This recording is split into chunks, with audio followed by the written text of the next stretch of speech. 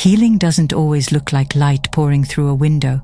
Sometimes it looks like sitting in a familiar room and suddenly realizing you can't breathe there anymore.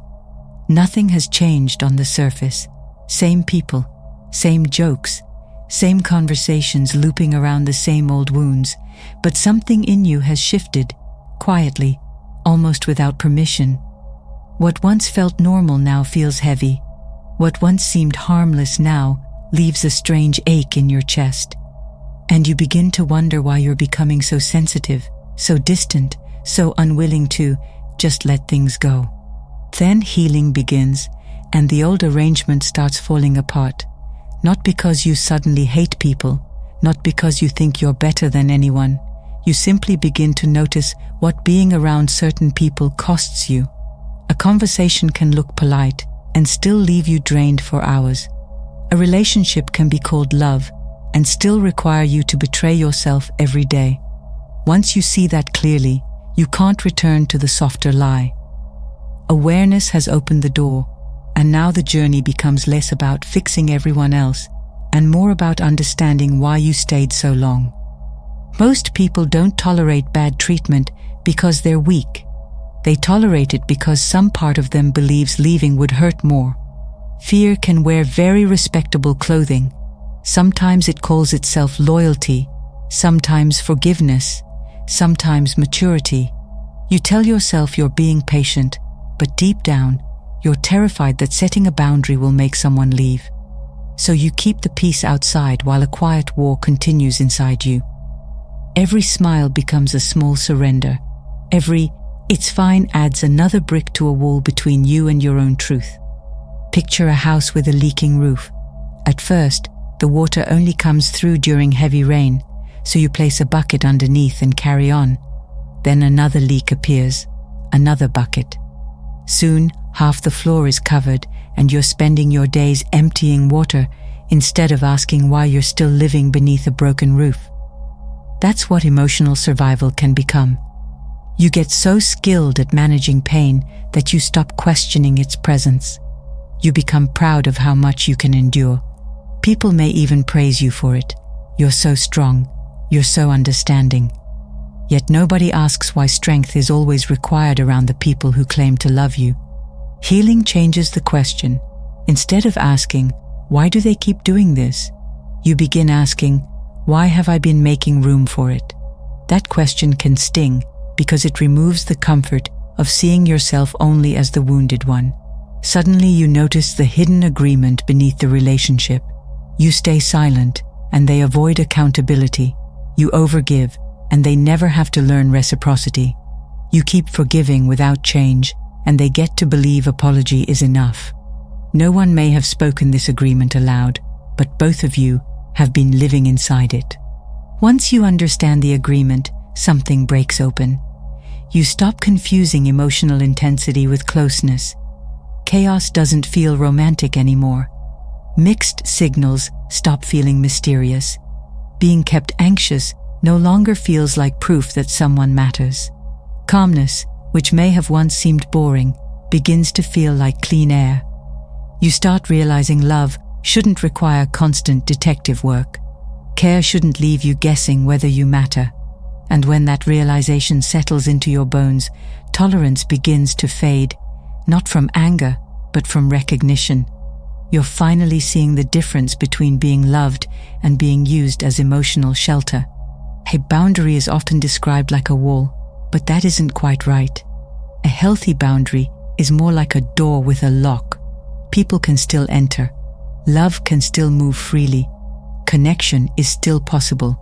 But access is no longer automatic. Someone has to knock. Someone has to respect the space. Someone has to understand that closeness doesn't mean ownership. When you begin healing, you don't shut everyone out. You simply stop leaving the door open for people who keep walking in with muddy shoes and acting surprised when you ask them to clean up. Reactions to your boundaries tell you more than words ever will. A healthy person might feel disappointed. They may not understand immediately. They might even need time. But they won't punish you for having limits. Someone who depended on your lack of boundaries reacts differently. Your no feels like betrayal. Your silence feels arrogant. Your need for space becomes evidence that you've changed. And they're right. You have changed. You've stopped negotiating against yourself. You've stopped offering endless access in exchange for temporary affection. What feels like rejection to them may simply be the first moment you've chosen not to reject yourself. Patterns become easier to see once you stop listening only to promises. Someone says they care, but your needs are always inconvenient. Someone says they support you, but their warmth disappears whenever you grow more confident.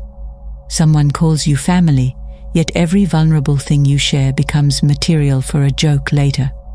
Words can create fog. Patterns clear it.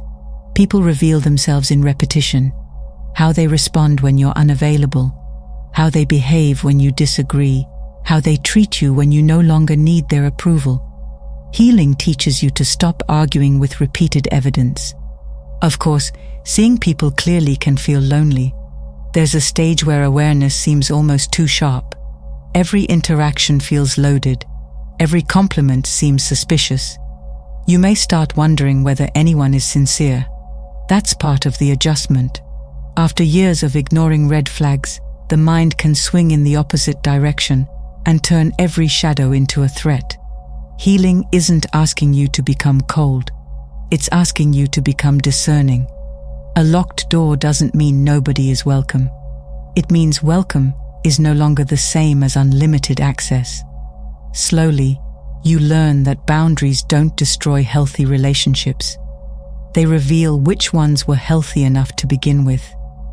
Long before your mind admits something is wrong, your body often knows. Your shoulders tighten when a certain name appears on your phone. Your stomach drops before meeting someone who always leaves you feeling small. You rehearse simple sentences because honesty feels dangerous around them. Then, after the conversation ends, you sit in silence, strangely tired, trying to explain why nothing bad enough happened. Your mind wants evidence. Your body has already given its answer. For years, you may have been trained to overrule those signals. Don't be dramatic. Don't take it personally. Give them the benefit of the doubt. Be the bigger person. None of those ideas are always wrong, but they become dangerous when used to silence instinct. A smoke alarm isn't rude for making noise. It's doing its job. In the same way, discomfort isn't always proof that someone is harmful, but it is information. Healing teaches you to pause before dismissing it. You begin asking, who do I become around this person? Do you become anxious, performative, small? Do you feel the need to earn your place? Or can you breathe without proving anything? That question changes attraction, friendship, family, everything. Charm becomes less impressive when it isn't supported by consistency. Intensity loses its grip when it comes with confusion. You stop mistaking being wanted for being valued. Plenty of people want access to what you provide: attention, softness, reassurance, forgiveness, emotional labor. Fewer people are willing to meet the human being beneath those offerings. Healing helps you notice the difference. Someone may miss what you did for them without truly missing you. Someone may call you distant simply because you're no longer doing the emotional work for two people. Eventually, peace begins to feel more attractive than attachment. Not because you've stopped caring, but because you've learned what care without self-respect becomes. You no longer need to win every misunderstanding. You stop chasing closure from people committed to seeing you incorrectly. You become slower to attach, not from fear, but from wisdom.